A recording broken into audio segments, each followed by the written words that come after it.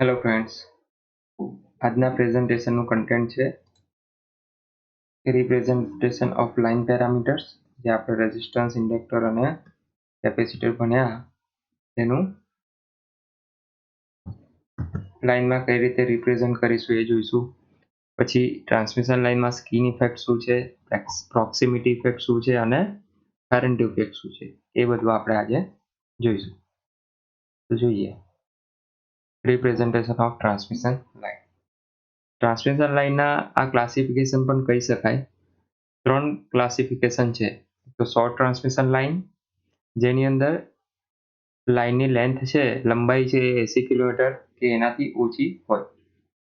હવે સ્વાભાવિક છે કે લાઇનની લેન્થ ઓછી છે તો એ પ્રમાણે એનો રેઝિસ્ટન્સ પણ ઓછો હશે અને વોલ્ટેજ પણ ઓછો હશે. એટલા માટે એની કેપેસિટન્સ ઇફેક્ટ છે એ ઇગ્નોર કરી શકાશે. પછી છે મીડિયમ ટ્રાન્સમિશન લાઇન. એની અંદર આ ટ્રાન્સમિશન લાઇનની લંબાઈ 80 થી 160 કિલોમીટરની હોય છે અને વોલ્ટેજ આના મીડિયમ લેવલના હોય છે, એટલે ચાર્જિંગ કરંટ આનો નિગ્લિજેબલ હોતો નથી, એટલે કેપેસિટન્સ ઇફેક્ટ આમાં કન્સિડર કરવી પડશે.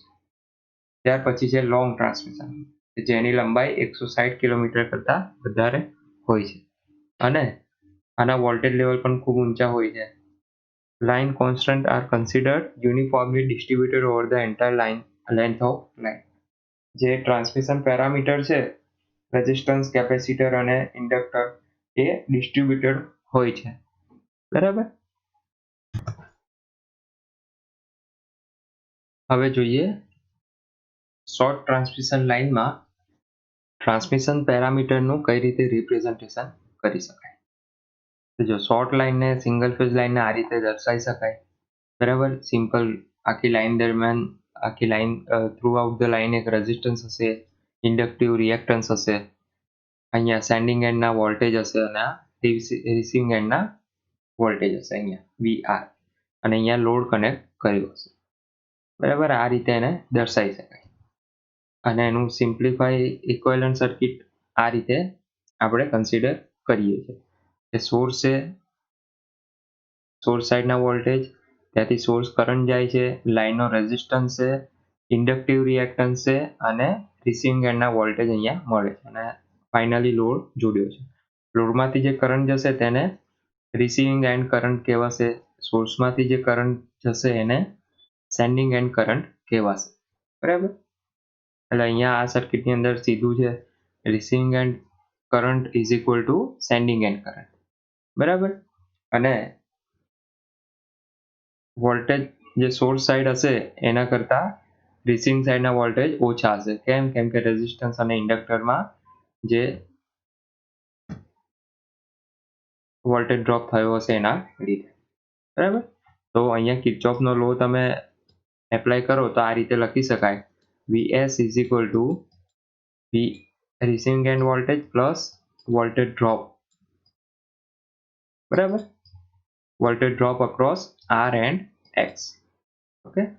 તો એ સિમ્પલ લાઇનનું રિપ્રેઝન્ટેશન છે, આ તમારે યાદ રાખવાનું રહેશે. For 3 phase line, quantity per phase are being taken.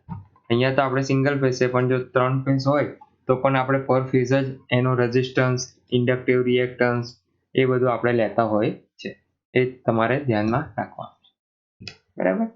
ત્યાર પછી જોઈએ લોંગ ટ્રાન્સમિશન લાઇનમાં કઈ રીતે રિપ્રેઝન્ટેશન. તો જો લોંગ ટ્રાન્સમિશન લાઇનમાં કેપેસિટર પણ પિક્ચરમાં આવ્યો છે. બરાબર. અને આ રીતે થ્રુ આઉટ લાઇન હોય એમાં ડિસ્ટ્રીબ્યુટેડ R1, R2, R3 એ રીતે અલગ અલગ ડિસ્ટ્રીબ્યુટર પેરામીટર હોય છે. Same for inductive reactance. બરાબર. તો આ રીતનું હોય છે.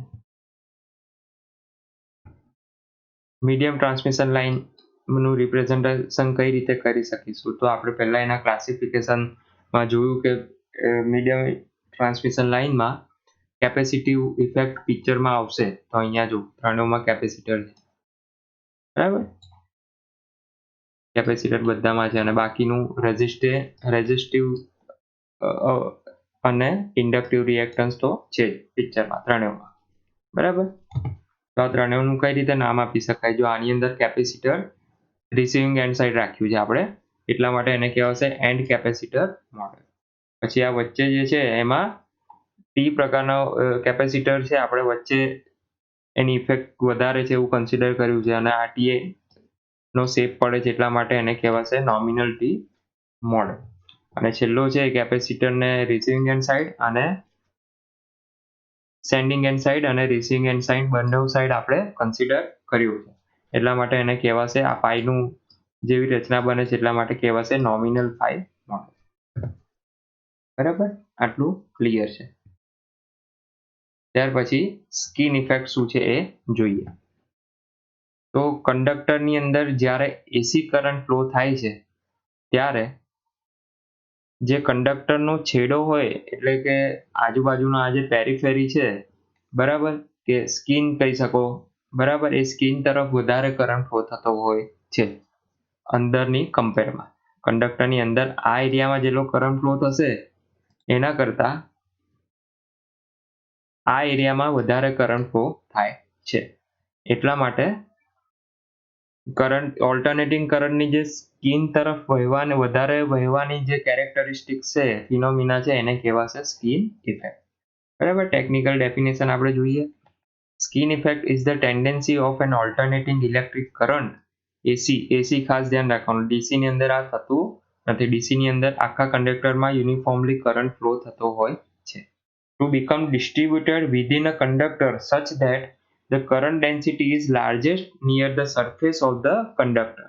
આ કંડક્ટરનું સરફેસ છે, બરાબર, આ જે રેડ પોર્શન દર્શાવ્યો છે એની અંદર કરંટ વધારે હોય છે, ધેટ મીન કે કરંટ ડેન્સિટી વધારે હોય છે, બરાબર. અને અંદરના ભાગમાં કરંટ ડેન્સિટી આને Δ1 લઈ લો, આને Δ2 લઈ લો, તો Δ1 is greater than Δ2, બરાબર, and decreased exponentially with greater depth in the conductor. અને જેમ જેમ કંડક્ટરના સરફેસ સાઈડથી તમે અંદર જતા જશો એમ કરંટની ડેન્સિટી ઘટતી જશે. આને કહેવાય સ્કિન ઇફેક્ટ, કારણ કે સરફેસ પર કરંટ વધારે ફ્લો કરવાનું એની કેરેક્ટરિસ્ટિક્સ, એટલા માટે સ્કિન કે સરફેસ, એટલા માટે એને સ્કિન ઇફેક્ટ કહેવામાં આવે છે. This means AC resistance of conductor is more than DC resistance. આનો મતલબ શું થયો? જો આ જ કંડક્ટરમાંથી ડીસી કરંટ ફ્લો કરાવો તમે, તો એ આખા કંડક્ટરમાં યુનિફોર્મલી ફ્લો થશે. ધેટ મીન કે એનો રેઝિસ્ટન્સ કંઈક હશે, પણ જ્યારે તમે આ જ કંડક્ટરમાંથી એસી કરંટ ફ્લો કરાવશો તો સરફેસમાંથી વધારે કરંટ ફ્લો થશે અને અંદર ઇન્ટરનલમાં કરંટ ફ્લો ઓછો થશે. એટલા માટે રેઝિસ્ટન્સ, ઇફેક્ટિવ રેઝિસ્ટન્સ આનો વધી જશે ઇન કેસ ઓફ ડીસી, બરાબર. In case of R DC is less than R AC. Okay, so I hope this is understood. So આગળ જોઈએ આપણે, this happens due to variable flux linkages inside the conductor. તો આનું કારણ શું છે? જ્યારે એસી કરંટ ફ્લો થાય છે કંડક્ટરમાંથી ત્યારે ફ્લક્સ લિંકેજીસ પિક્ચરમાં આવે છે ડ્યુ ટુ ઓલ્ટરનેટિંગ નેચર કરંટનો. તો એ ફ્લક્સ લિંકેજ જે રીતે થતા હોય ઇન્ટરનલી, અહીં અંદર વધારે ફ્લક્સ લિંકેજ થાય અને બહાર ઓછો થાય છે. જ્યાં વધારે ફ્લક્સ લિંકેજ થાય છે એના લીધે કરંટના ચેન્જને એ વિરોધ કરે છે, બરાબર. જ્યારે બહાર એ ફિનોમિના હેપન થાય છે પણ ઓછા પ્રમાણમાં થાય છે, એટલા માટે સરફેસ તરફ કરંટ વધારે ફ્લો થાય છે અને ઇન્ટરનલી ઓછો ફ્લો થાય છે. આઈ હોપ આટલું ક્લિયર છે. ત્યાર પછી જોઈએ સ્કિન ઇફેક્ટ કયા કયા પેરામીટર પર આધાર રાખે છે. તો આ એક સિમ્પલ પિક્ચર દર્શાવ્યું છે. જો આ ફ્રીક્વન્સી છે 20 કિલોહર્ટ્ઝ અને આ 81 કિલોહર્ટ્ઝ. ફ્રીક્વન્સી આ વધારે છે અને આ ઓછી છે. તો કરંટ અહીંયા યુનિફોર્મલી, એટલે કમ્પેર ટુ 81 કિલોહર્ટ્ઝ યુનિફોર્મલી અહીંયા ડિસ્ટ્રીબ્યુટ થયેલો છે. અને 81 ના તો સરફેસમાં બહુ ખૂબ જ વધારે છે અને અંદર એકદમ ઓછો કરંટ ફ્લો થાય છે, બરાબર.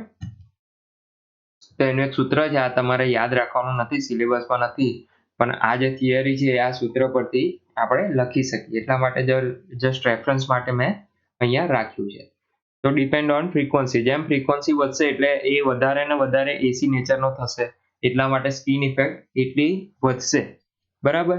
જ્યારે ડીસી ની અંદર ફ્રીક્વન્સી કેટલી હોય છે? ડીસી માં 0 હોય છે. એટલા માટે આવું ફ્લક્સ લિંકેજીસ ને એ બધું પિક્ચરમાં આવશે નહીં અને આખા કંડક્ટરમાં યુનિફોર્મલી કરંટ ફ્લો થાય છે, બરાબર. ત્યાર પછી બીજો છે કંડક્ટર મટીરિયલ. કંડક્ટર મટીરિયલ જેટલું મેગ્નેટિક હશે એટલું વધારે ને વધારે ફ્લક્સ લિંકેજીસ થશે અને એના લીધે સ્કિન ઇફેક્ટ વધશે. અને જેટલું નોન મેગ્નેટિક સાઈડનું મટીરિયલ હશે એટલું સ્કિન ઇફેક્ટ ઘટશે. ત્યાર પછી ડાયામીટર ઓફ કંડક્ટર. જેટલો મોટો ડાયામીટર હશે એટલી સ્કિન ઇફેક્ટ વધશે અને જેટલો ઓછો ડાયામીટર હશે એટલી સ્કિન ઇફેક્ટ ઘટશે. ત્યાર પછી છે ટાઈપ ઓફ કંડક્ટર.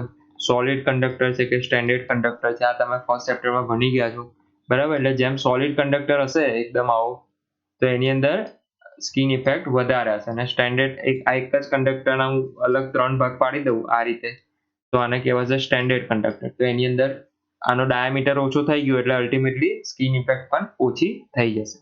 આ તમે ઓલરેડી ફર્સ્ટ ચેપ્ટરમાં ભણી ગયા છો, બરાબર. સોલિડ એન્ડ સ્ટેન્ડર્ડ કંડક્ટર એટલા માટે, બરાબર. તો આ મુખ્યત્વે 4 બાબત પર સ્કિન ઇફેક્ટ આધાર રાખતું હોય છે. ત્યાર પછી જોઈએ પ્રોક્સિમિટી ઇફેક્ટ. ટ્રાન્સમિશન લાઇનમાં પ્રોક્સિમિટી ઇફેક્ટ શું છે? તો કરંટની ડિરેક્શન આની અંદર જે જમણા અંગૂઠાનો નિયમ છે એમાં એ તમને થોડો ઘણો યાદ હોવો જોઈએ, બરાબર. જો આ કંડક્ટર 1 છે અને આ 2 છે, બાજુમાં એકબીજામાં કરંટ ફ્લો થાય છે. પણ આ જે 1 છે એની દિશા બહાર આવતી દિશા છે 1 માં, અને સેકન્ડમાં અંદર જતી દિશા છે. તો તમે જમણા હાથના અંગૂઠાનો નિયમ લગાવશો તો તમને ખબર પડશે કે પહેલો જે કંડક્ટર છે એની મેગ્નેટિક ફિલ્ડની દિશા જમણા હાથના નિયમ પ્રમાણે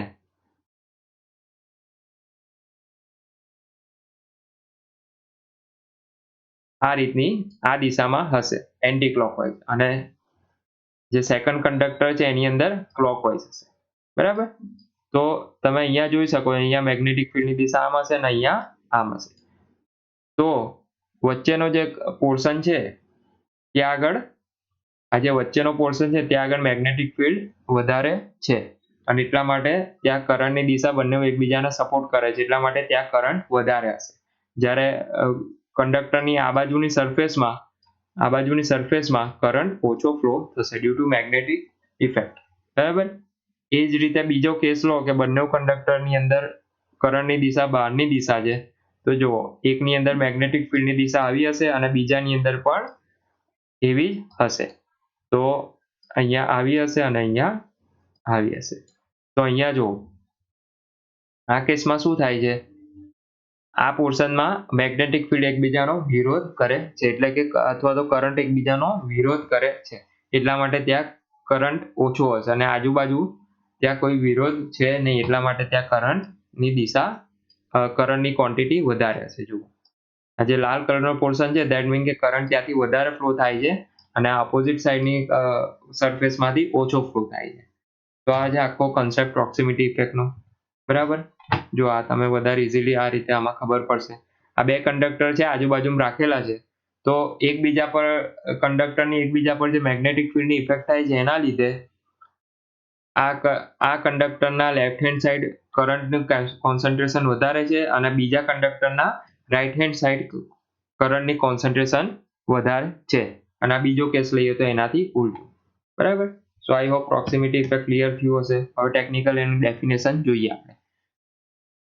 When 2 or more conductors are placed near to each other, then their electromagnetic field interact with each other. જ્યારે 2 કંડક્ટરને આપણે આજુબાજુમાં મૂકીએ છીએ ત્યારે એકબીજા પર એ પોતાના મેગ્નેટિક ફિલ્ડની ઇફેક્ટ ઇન્ટરેક્ટ કરે છે. So current are non uniformly distributed. એ મેગ્નેટિક ફિલ્ડની ઇફેક્ટને લીધે શું થાય છે? કરંટ યુનિફોર્મલી ડિસ્ટ્રીબ્યુટ થતો નથી. એક સાઈડ કંડક્ટરના કોઈ લેફ્ટ હેન્ડ સાઈડ વધારે હશે તો રાઈટ હેન્ડ સાઈડ ઓછો હશે એન્ડ વાઇસ વર્સા, બરાબર. તો આ ઇફેક્ટને કહેવાશે પ્રોક્સિમિટી ઇફેક્ટ, બરાબર. આઈ હોપ આટલું પ્રોક્સિમિટી ઇફેક્ટની વ્યાખ્યા ક્લિયર છે. ત્યાર પછી આપણે જોઈએ પ્રોક્સિમિટી ઇફેક્ટ શેના પર આધાર રાખે છે. તો પહેલું તો ફ્રીક્વન્સી. ઓફકોર્સ ફ્રીક્વન્સી જેટલી વધારે હશે એટલો મેગ્નેટિક ફિલ્ડ વધારે હશે અને એટલી જ પ્રોક્સિમિટી ઇફેક્ટ વધારે હશે, બરાબર. ત્યાર પછી છે diameter. Proximity effect increases with the increase in the diameter of conductor. જેમ ડાયામીટર વધશે કંડક્ટરનો એમ પ્રોક્સિમિટી ઇફેક્ટ પણ વધશે. ત્યાર પછી છે સ્ટ્રક્ચર. કંડક્ટરનું કેવું સ્ટ્રક્ચર છે. This effect is more on the solid conductor as compared to the standard conductor. Again, આ standard conductor તમે ભણી ગયા છો પહેલા ચેપ્ટરમાં. તો solid conductor હશે એની અંદર proximity effect વધારે હશે અને એ જ કંડક્ટરને આપણે એ જ લાઈને સ્ટાન્ડર્ડ કંડક્ટરમાં ડિઝાઇન કરી હશે તો એની proximity effect ઓછી હશે. Because the surface area of the standard conductor is smaller than the solid conductor. એનું કારણ શું છે કે solid conductorનો diameter તો સરખો જ રહે છે, એનો surface area વધારે હોય છે compared to 3 સ્ટેન્ડર્ડ કંડક્ટર. આને નાને હું 3 સ્ટેન્ડર્ડ કંડક્ટરમાં ફેરવું અને પાવર સપ્લાય કરું તો આ જે સ્ટેન્ડર્ડ કંડક્ટરના કેસમાં સરફેસ તમે ત્રણેયનું ટોટલ ગણશો તે ઓછું મળશે કોના કરતા, એક સોલિડ કંડક્ટર કરતા, બરાબર. તો આઈ હોપ આટલું ક્લિયર છે. ત્યાર પછી છે કંડક્ટરનું મટીરિયલ. જેમ મટીરિયલ મેગ્નેટિક વધારે હશે તેમ એનું મેગ્નેટિક ફિલ્ડ એમાં વધારે હશે અને એના લીધે પ્રોક્સિમિટી ઇફેક્ટ પણ વધારે હશે, બરાબર. તો આ રીતે પ્રોક્સિમિટી ઇફેક્ટ ક્લિયર છે. હવે આપણે ભણીશું ફેરન્ટી ઇફેક્ટ. ફેરન્ટી ઇફેક્ટ આ ત્રીજી ઇફેક્ટ છે ટ્રાન્સમિશન લાઇનની. એ જોઈએ શું કહે છે. તો જેમ આપણે 3 ટ્રાન્સમિશન લાઇન ભણી ગયા, એક શોર્ટ, મીડિયમ અને લોંગ. જેમ લોંગ ટ્રાન્સમિશન લાઇન હશે ને એમ ખરેખર આપણે પેલા સૂત્ર પ્રમાણે શું ભણ્યા કે રિસીવિંગ એન્ડ વોલ્ટેજ એ સેન્ડિંગ એન્ડ વોલ્ટેજ કરતા ઓછો હોય છે, બરાબર. આ આપણે ભણ્યા. કેમ કે લાઇનની અંદર જે રેઝિસ્ટિવ અને ઇન્ડક્ટિવ રિએક્ટન્સને કારણે વોલ્ટેજ ડ્રોપ થાય છે એના લીધે સપ્લાય વોલ્ટેજ વધારે હશે અને રિસીવિંગ વોલ્ટેજ ઓછો હશે, બરાબર. પણ જે લોંગ ટ્રાન્સમિશન લાઇન છે એની અંદર ઘણીવાર એવું થાય છે કે લાઇટ લોડ કન્ડિશન હોય અથવા તો એકદમ રાતના ટાઈમે જેમ કે લોડિંગ ઓછું હોય લાઇનમાં ત્યારે રિસીવિંગ એન્ડ સાઈડના વોલ્ટેજ વધી જાય છે. જો રિસીવિંગ એન્ડ સાઈડના વોલ્ટેજ વધી જાય છે. આ રિસીવિંગ એન્ડ સાઈડના વોલ્ટેજ છે અને આ છે સેન્ડિંગ એન્ડ સાઈડના વોલ્ટેજ. તો આ કેસમાં શું થઈ ગયું, Vs is less than Vi એવું થઈ ગયું, બરાબર. Generally this is not the case, પણ આવું થાય છે. એ ઇફેક્ટને શું કહેવાય છે, ફેરન્ટી ઇફેક્ટ. હવે આપણે ટેકનિકલ એની વ્યાખ્યા જોઈએ. Normally, due to resistive and inductive losses, receiving end voltage is less than the sending end voltage. આપણે જોયું, આપણને ખબર છે. The effect in which the voltage at the receiving end of the transmission line is more than the sending end voltage is known as Faraday effect. આ Faraday effect ની વ્યાખ્યા થઈ ગઈ કે સેન્ડિંગ એન્ડ વોલ્ટેજ એ receiving end voltage કરતા ઓછા થાય ક્યારે તો એ જે અસર છે એને કહેવાશે Faraday effect. Such type of effect mainly occurs because of light load and open circuit condition. જ્યારે લોંગ ટ્રાન્સમિશન લાઇન પર એકદમ ઓછો લોડ હોય અથવા તો એને ઓપન સર્કિટ કરી હોય ત્યારે રિસીવિંગ એન્ડ સાઈડના વોલ્ટેજ એકદમ વધી જાય છે. હવે ફેરન્ટી ઇફેક્ટ જે છે એ આપણા ફેવરમાં નથી. વોલ્ટેજ આપણા કંટ્રોલમાં હોવો જોઈએ. રિસીવિંગ એન્ડ સાઈડ વોલ્ટેજ વધી જાય કે ઘટી જાય આપણા કામની વસ્તુ નથી. જેમ કે આપણા ઘરે વોલ્ટેજ નિશ્ચિત છે 230 વોલ્ટેજ, બરાબર. તો 230 વોલ્ટેજના 220 થઈ જાય કે 10 થઈ જાય એ પણ સારું નથી અને 230 ને બદલે 250 270 વોલ્ટેજ થઈ જાય તો એ પણ આપણા માટે સારું નથી, આપણા ફેવરમાં નથી. કારણ કે આપણા ઘરના જે પણ ઇક્વિપમેન્ટ છે ઇલેક્ટ્રિકલ એ બધા એક પર્ટિક્યુલર વોલ્ટેજ અને ફ્રીક્વન્સી પર ફંક્શન કરવા માટે ડિઝાઇન કરેલા હોય છે. જો એ પેરામીટરની અંદર ફેરફાર થશે વોલ્ટેજ કે ફ્રીક્વન્સી તો એક પ્રોપર પરફોર્મન્સ કે એફિશિયન્સી મળી શકશે નહીં એ જે તે ઇક્વિપમેન્ટ. એટલા માટે ફેરન્ટી ઇફેક્ટ એ સારી નથી અને ઘટાડવા માટે આપણે શેનો ઉપયોગ કરીએ છીએ તો કે શન્ટ કમ્પન્સેશનનો ઉપયોગ કરીએ છીએ. શન્ટ કમ્પન્સેશન એટલે લાઇનની એન્ડિંગમાં કે ગમે તે આપણે એવા ઇક્વિપમેન્ટ લગાવીશું કે જેના લીધે ફેરન્ટી ઇફેક્ટ વોલ્ટેજ છે જે છે એ કંટ્રોલમાં રહેશે. આ શન્ટ કમ્પન્સેશન તમે ડિટેલમાં ભણશો ત્રીજા ચેપ્ટરમાં ફેક્ટ કરીને આખી થિયરી આવશે ફેક્ટ ડિવાઇસીસની, એની અંદર તમે ડિટેલમાં આ ભણશો, બરાબર. ઓકે, તો આપણી જેમ વાત થઈ હતી એમ પ્રેઝન્ટેશનમાં આપણે ભણ્યા representation of line parameter, skin effect ભણ્યા, એ શેના પર આધાર રાખે છે, કઈ રીતે થાય છે, બરાબર. પ્રોક્સિમિટી ઇફેક્ટ શેના પર આધાર રાખે છે, એની વ્યાખ્યા શું છે, એ બધું આપણે ભણ્યા. ફાઇનલી આપણે ભણ્યા ફેરન્ટી ઇફેક્ટ. કે ફેરન્ટી ઇફેક્ટ ને કોને કહેવાય અને એને કમ્પન્સેટ કરવા માટે આપણે શું વાપરવું પડે અને શું થતું હોય છે એમાં, એ આપણે ભણ્યા.